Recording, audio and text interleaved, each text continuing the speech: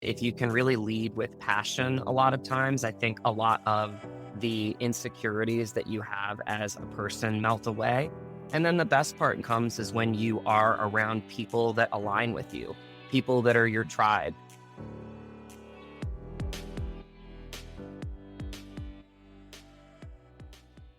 Let me invite you to sit back, drop your jaw, tongue, and shoulders. Take a deep breath, and if you wish, close your eyes for a moment and feel the beat within.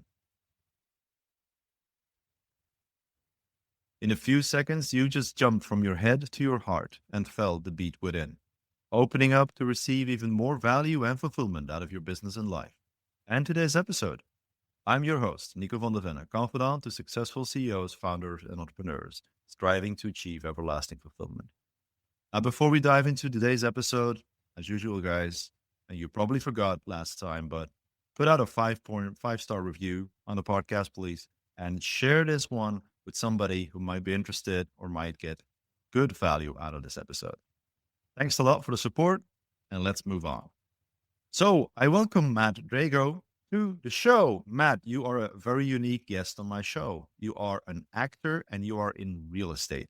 Now, that's one hell of a combination. I have to ask the question, have you ever heard of CEO disease and founder syndrome?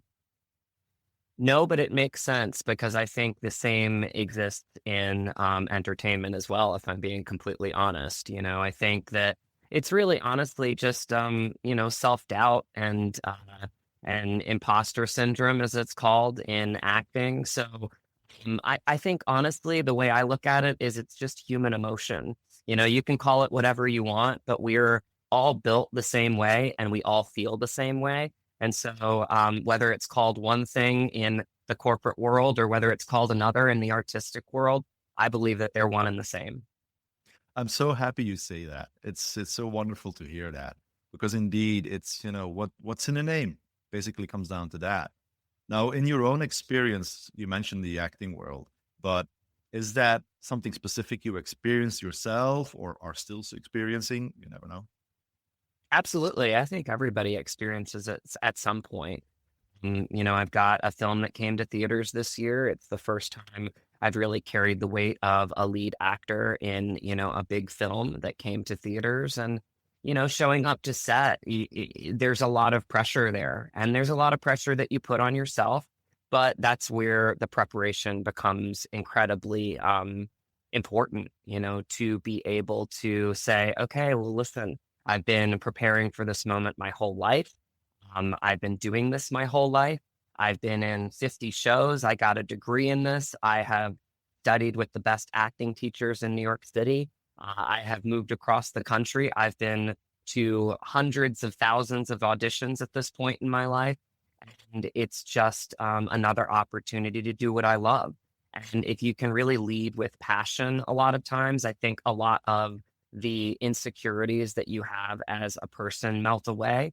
And then the best part, Nico, comes is when you are around people that align with you, people that are your tribe. I got to set, and the second I met Graham McTavish and Michelle Hurd and Kate Orsini and Jonathan Stoddard and all of these wonderful actors in somewhere in Montana, all of that melted away because, frankly, they became my friends very quickly because we were doing a job together. We were telling a story together. And I would think that even though, I'm a realtor, I'm not necessarily in the higher corporate world, I would find that there's probably a lot of that same type of emotion going into the corporate world where a lot of times maybe, you've been preparing for this moment, but you get that big, leap, whether it's a promotion or a different job, something that you've been working for your whole life. And just lean in on that. Lean in to the insecurity in a way, because I was told by an acting teacher, Terry Schreiber once, is, your nerves are a good thing because it just shows that you care. And so I think that, like I said, it's no different in one arena or the other, but lean in on your nerves because sometimes your nerves are the thing that fuels you to success. That's a lot of wisdom in one answer. That's amazing. Thank you so much. Indeed, it's something that a lot of people, step next to and saying, my body is actually telling me something, but I'm not listening. And I can imagine what you're doing. You're actually, playing the life of another person, even a fictitious person or a real person, whatever. You're probably playing that role more deliberately and stepping into that body. But a lot of the C-levels and executives we're talking to here are people that step into a role, but don't appreciate what the body also signals. I think that's a major one. That this beautiful what you just said, and it's very insightful how these two completely different environments, the acting or theater or entertainment, and in the real corporate world or the founders world of entrepreneurs and so on, it's so much aligned. It's like you said, we are so much alike. And I always love the story where somebody's saying to himself, my front garden, it's just a mess. There's a lot of herbs there and stuff growing out and this and that. What would my neighbor say about my front garden?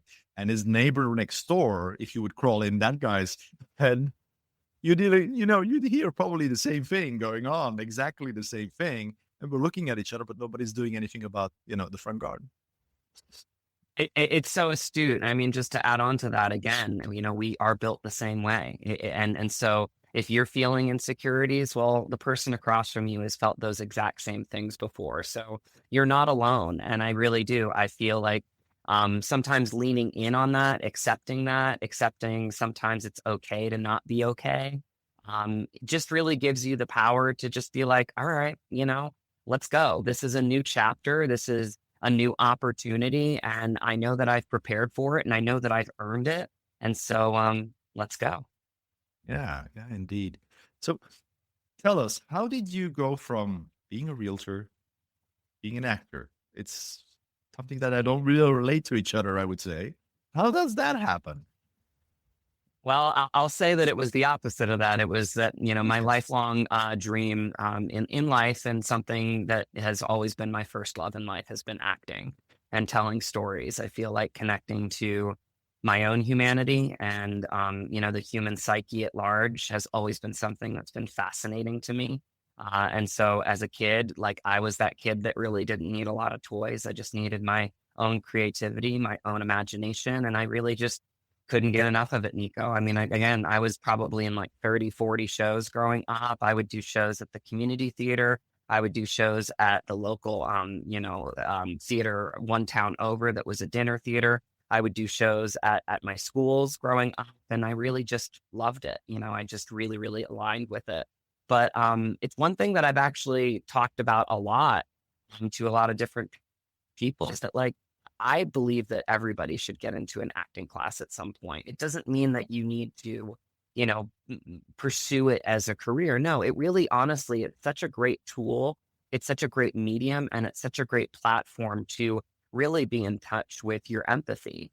And I think that that is something that really could bring a lot of value to people in the corporate world, because then you start to really understand, that other people, like, are built the exact same way as you. And it really just kind of breaks that barrier of all the feelings that you feel like you're feeling in a bubble. You start to feel them and be a little bit more empathetic towards other people. And I think that really is the gift of acting. I'll tell you a movie right now that I think a lot of your listeners would glean from in terms of the ultimate love letter and the power of acting. Is called Sing Sing, and it was produced by Coleman Domingo, who is an actor I've been following since I went to go see him in off-Broadway shows in New York City. And it's this brilliant story of an actual program that exists at Sing Sing, the federal penitentiary. And the program is called Rehabilitation Through the Art.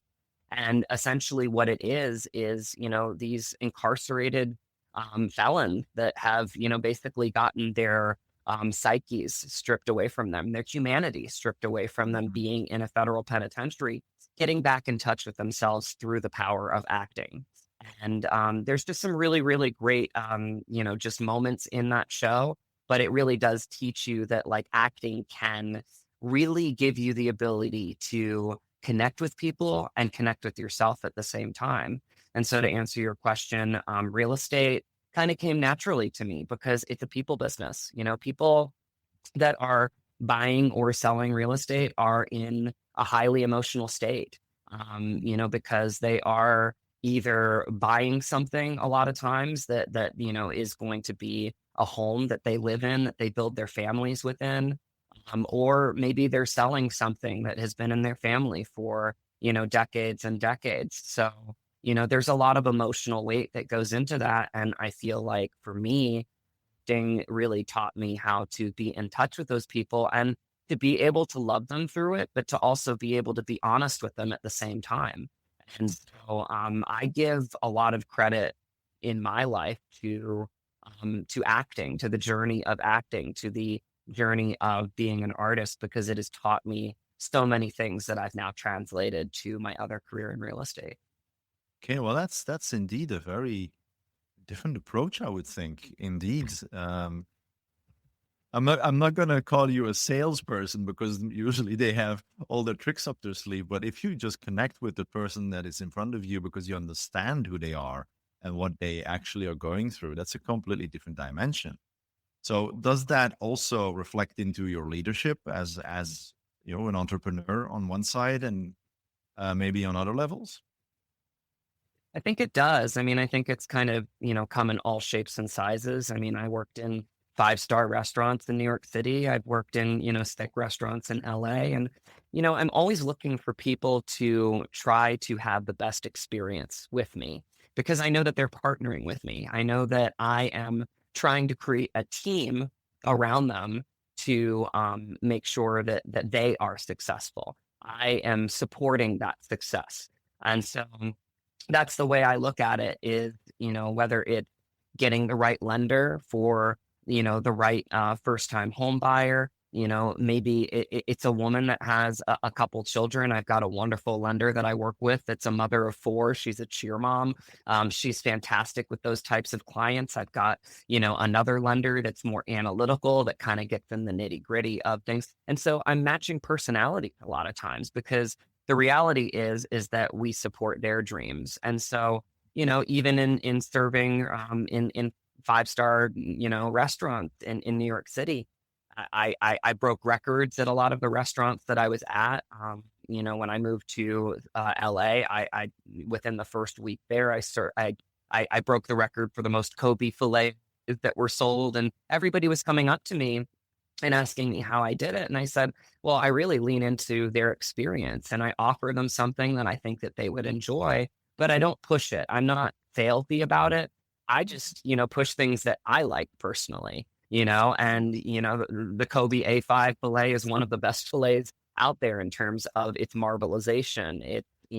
It's fat to lean meat content, just the taste and the flavors of it. And so those are the things that I impart to my customers in restaurants like I do in real estate. It's like you have to be honest. And maybe sometimes, it's just a Tuesday night meal and they want to split a ribeye. And they don't want to spend as much. And I will absolutely lean in on them enjoying that experience fully. Maybe it is like a big birthday celebration. They want to pop open a couple great bottles of wine and, get Kobe fillets I'll lean in on that, that night and make sure it's the best that it can be. So it's really like, again, being on your podcast today, like I follow the lead of other people. And I think that is something that I've always done just because being an actor is being a collaborator, working with a director, working with a producer, working with the crew. Crews are what make films great. And just being a part of that puzzle and serving the material and serving the people that have put this wonderful environment together that we can all thrive in. I look at myself as a team player. And honestly, I think that comes from being an actor. That's beautiful. Yeah, wow. It's a very different perspective than what I usually hear from guests. Indeed, a lot of people who have their story, of course, and they've built their businesses and or their corporations or whatever, but then acted as a certain person to do that.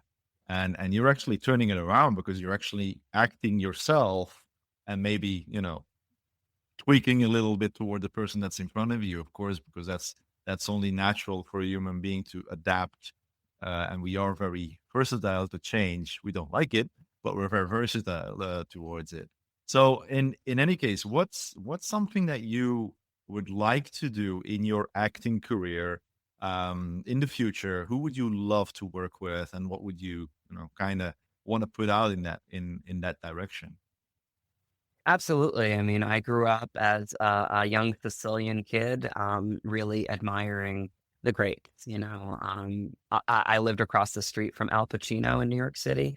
We used to go to the same diner. I mustered up enough strength to say hi to him a couple times. Robert De Niro. I grew up on the Coppola movies. I grew up on the Scorsese movies. These are people that I just have so much respect for in their craft of storytelling, in their love of actors, and their love of, just creating a wonderful environment, a wonderful set to be a part of.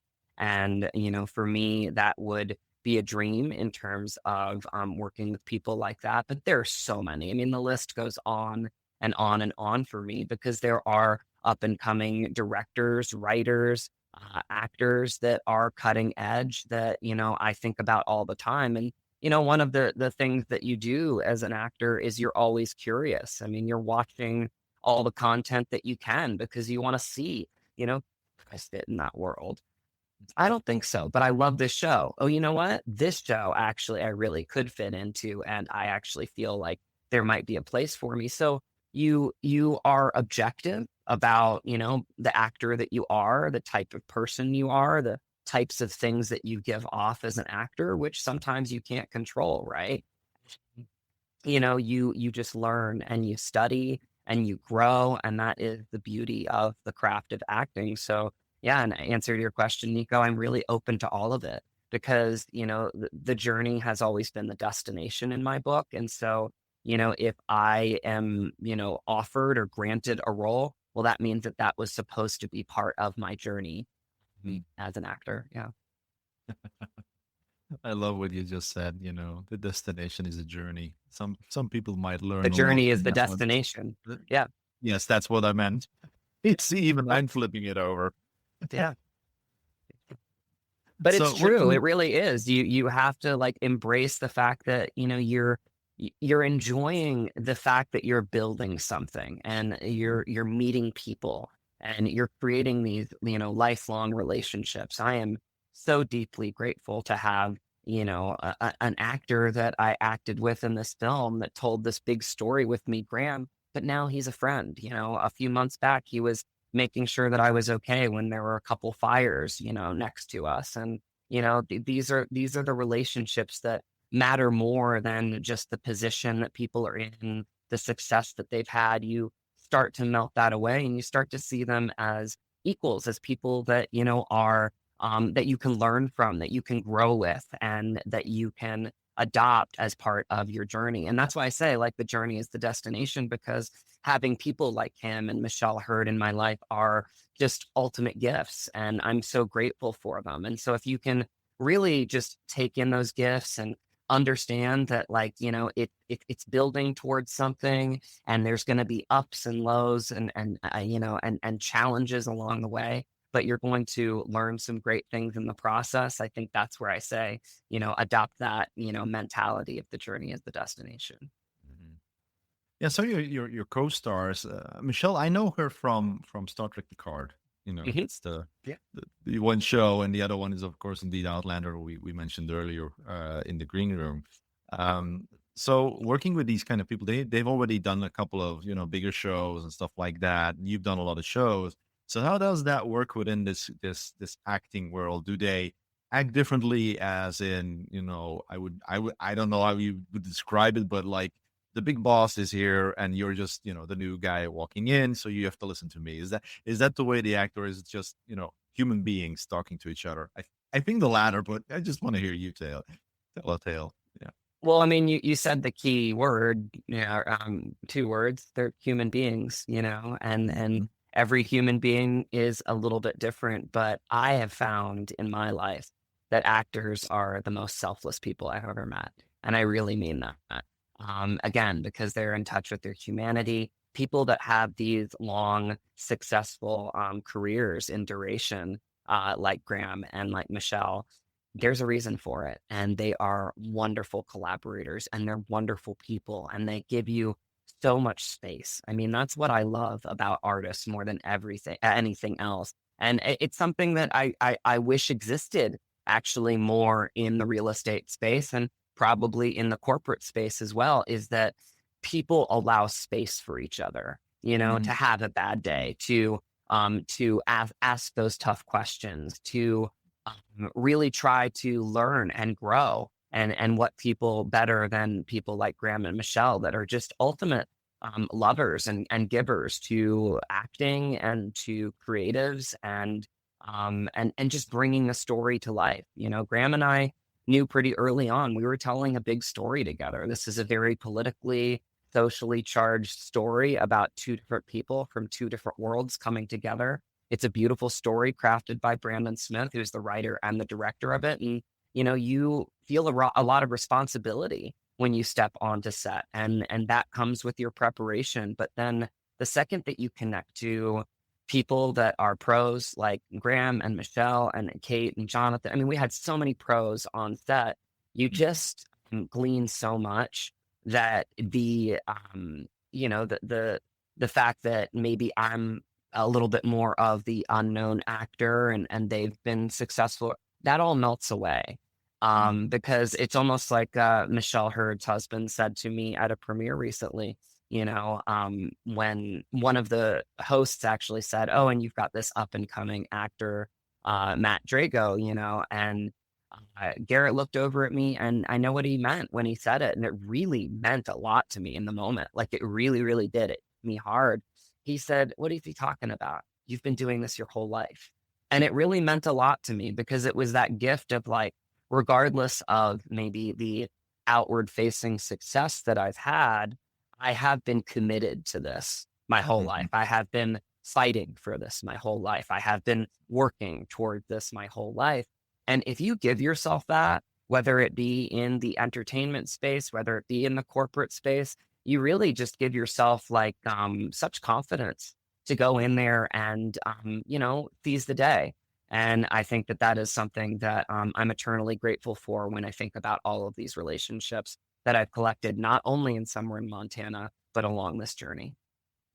Yeah, it's nice to hear that this brings you, well, actually brings you a lot of self-worth. And the self-confidence is one word that I've heard in so many different aspects and so many different perspectives as well, where self-worth is for me much more deep, and it's what you're actually saying is that you yourself, you already knew that you were doing this because you were doing this, you're doing a great job because you're already doing this for your, the duration of your life.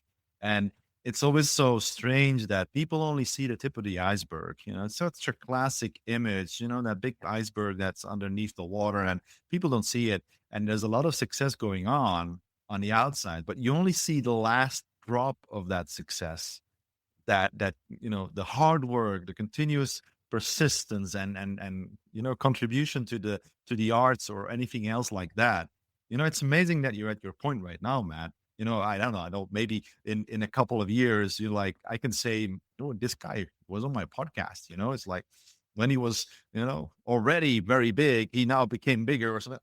And I'm like, no, I shouldn't even think about that, because what you're doing all right now is effectively continuously keeping to your own worth and going forward and doing the best you can, which is beautiful. And I think that's a really good message that can go out there. But the other question I want to ask you is, so what would be something that you would like to bring to my audience as a message that they can take with them from our episode today? Yeah, that was beautiful, Nico, and really insightful. And again, this has been a great conversation. Is why I love having conversations because every platform is a little bit different. And so Mm. I really do these conversations become part of my journey, and I don't take them lightly because again, as an actor, as a creative, we only have so much time within a theatrical production or a film or a TV show to show our work, but that doesn't necessarily show what we're about. I'm a big sports fan. And so, I always think about like these players now that we have social media and what they stand for off the field of play. as much as on the field of play. And so Indeed. I feel like these interviews are my opportunity to tell people a little bit more about what I'm about as a person, not just as an actor, because acting is very forward facing. You see the red carpets and you see and like, who doesn't want to take, your wife out to a really nice, meal and a really Yeah. cool event, right?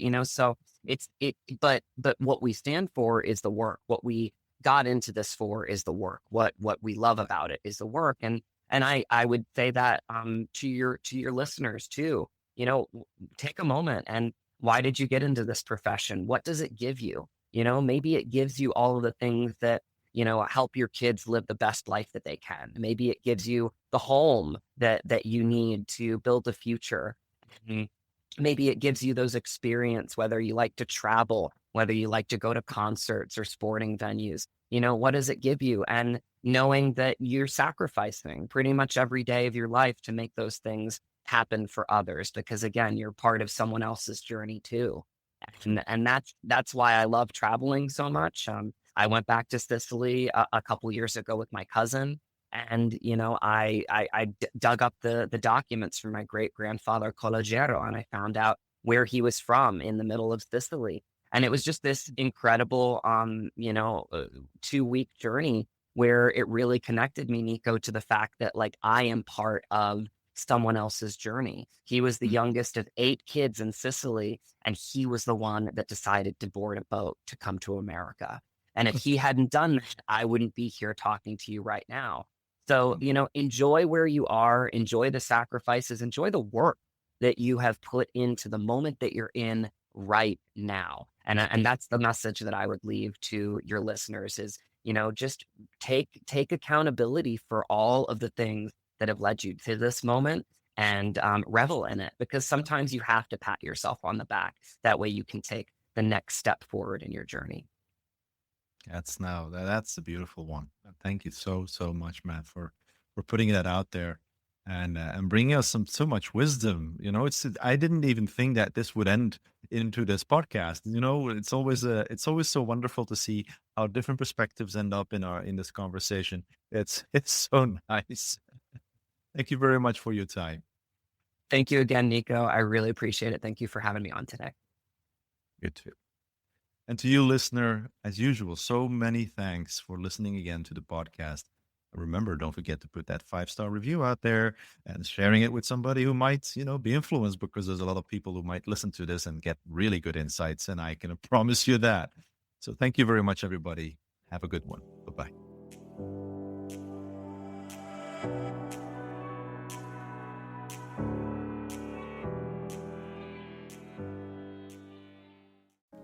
Thank you for listening to the Everlasting Podcast.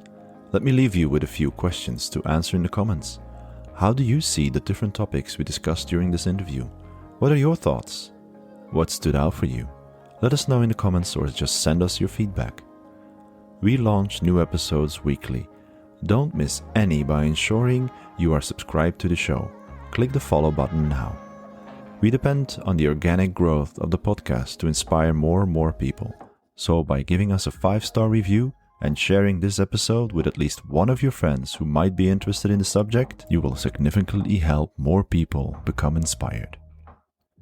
But more than anything, I am grateful to you for taking the time to listen to the show. If you are also a successful CEO, founder, or entrepreneur who has inspiring words to say, feel free to contact us for an interview at contact@nicovandevenne.com. Thank you for listening. We will see you again soon with more inspirational conversations on achieving everlasting fulfillment.